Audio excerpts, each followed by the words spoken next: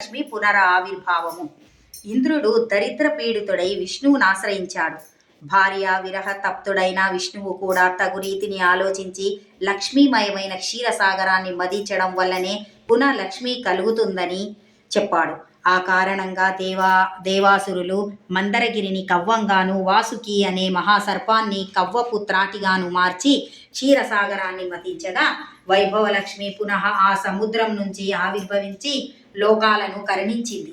ఆ సమయంలో ఇంద్రాదులు చేసిన ప్రార్థనలను మన్నించి ఆ తల్లి 8 మూర్తులుగా భాషించింది.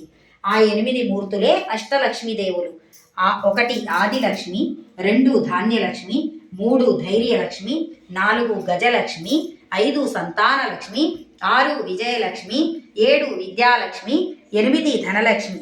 ఈ 8 మూర్తులలోనూ సర్వశ్రేష్టమైనదే ధనలక్ష్మీదేవి. ఆమెని ఐశ్వర్యలక్ష్మి, వైభవలక్ష్మి అనే పేరులతో కూడా పిలుస్తుంటారు. అన్నాళ్ళు భార్గవిగా పేరొందిన ఆమె క్షీరసాగర మదనానంతరము క్షీరసముద్ర రాజతనయగా కూడా పేరు పొందింది. వైభవలక్ష్మి కొల్హాపురమేగుట. సర్వైశ్వర్య ప్రదాయిని అయిన ఈ తల్లి మహా అభిమాని. ఆమె యందు రవంత అపచారం జరిగినా మన్నించదు. అందుకో ఉదాహరణ చెబుతాను విను. పూర్వము త్రిమూర్తులలో ఎవరు సాత్వికులో పరీక్షించేందుకు ఋషులందరూ కలిసి లక్ష్మీదేవి తండ్రి అయిన భృగువును నిర్దేశించారు.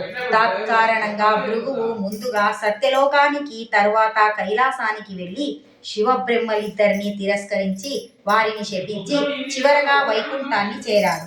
ఇక్కడ లక్ష్మీనారాయణులిద్దరూ పాచికలాటలో ఉండిపోయి భృగువును గమనించనూ లేదు, ఆహ్వానించనూ లేదు. అందుక ఋషి కోపించాడు. ఆ రమా మాధవులిద్దరూ తనకు కూతురు అల్లుడు కావడం వలన మరింత ఆగ్రహించి విష్ణువు యొక్క వక్షస్థలాన తన్నాడు.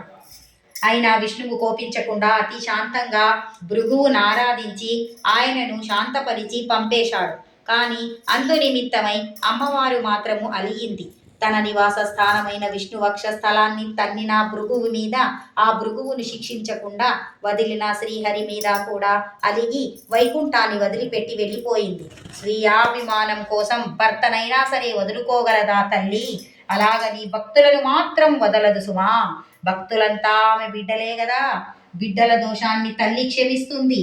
ఆ విధంగా వైకుంఠాన్ని వదిలి భూలోకంలో తనను ఆరాధించే భక్త కోటిని ఉద్ధరించేందుకై కొల్హాపురం వేంచేసింది. శ్రీ వైభవలక్ష్మి వ్రతకథ సమాప్త.